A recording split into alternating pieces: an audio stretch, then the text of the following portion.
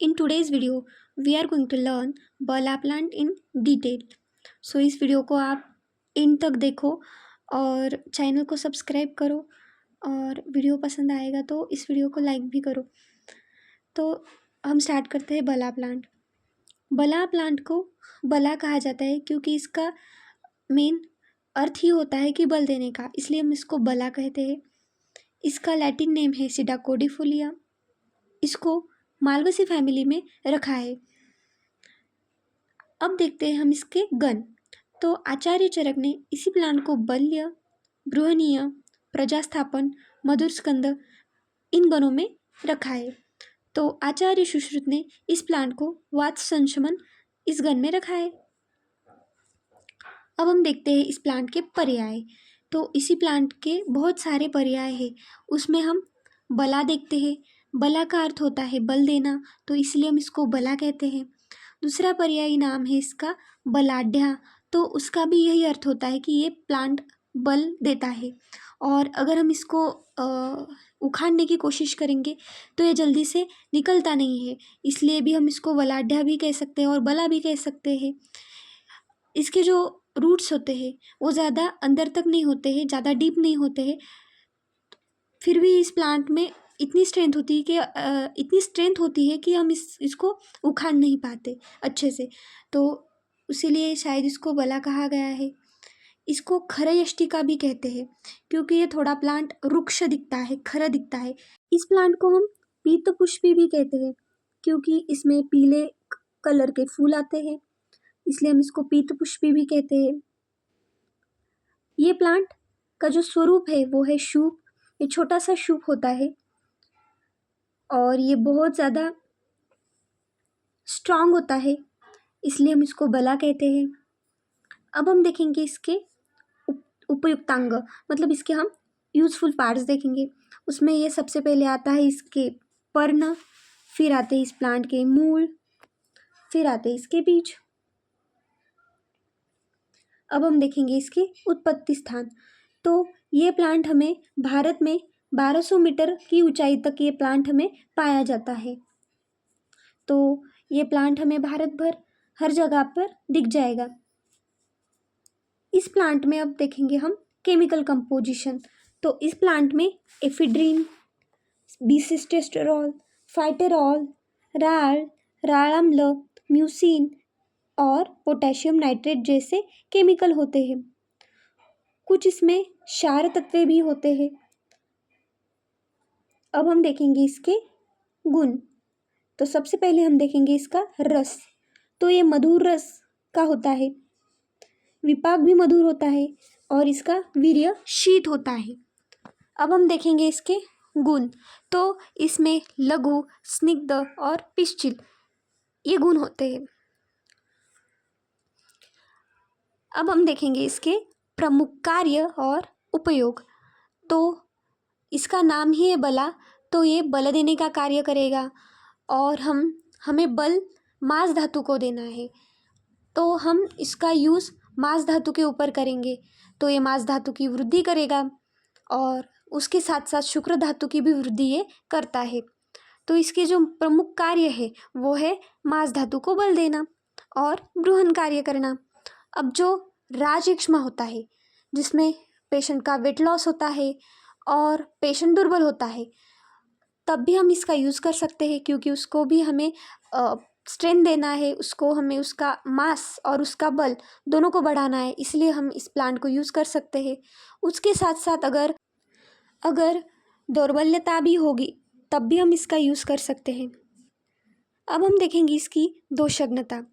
तो इसका रस है मधुर और ये स्निग्ध है, तो इसलिए ये वात को कम करने का कार्य करेगा। साथ साथ ये मधुर और शीत होने के कारण ये पित्त को शांत करेगा, मतलब ये वातज्ञ भी है और पित्तज्ञ भी है। इसी प्लांट को हम वेदना कम करने के लिए भी इसका यूज़ करेंगे और सूजन मतलब शोथ को कम करने के लिए भी इसको यूज़ करेंगे। इसको हम नेत्र रोग में भी इसका लेप लगाकर उसको ट्रीट कर सकते हैं। अब हम देखेंगे कि यह प्लांट स्रोतों पे कैसे कार्य करता है।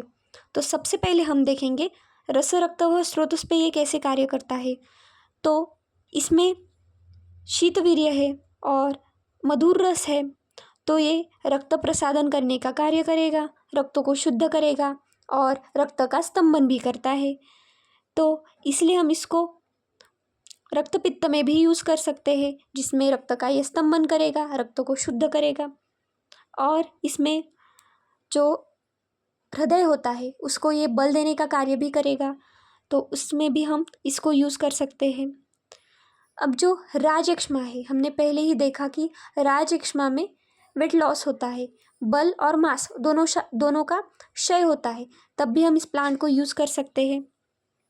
तो हम राजयक्ष्मा भी इसको यूज़ करेंगे। तो राजयक्ष्मा में हम बलाग्रुत को यूज़ करेंगे। उसके साथ साथ हम शुक्र और ओज, इन दोनों की वृद्धि के लिए भी हम इसको यूज़ कर।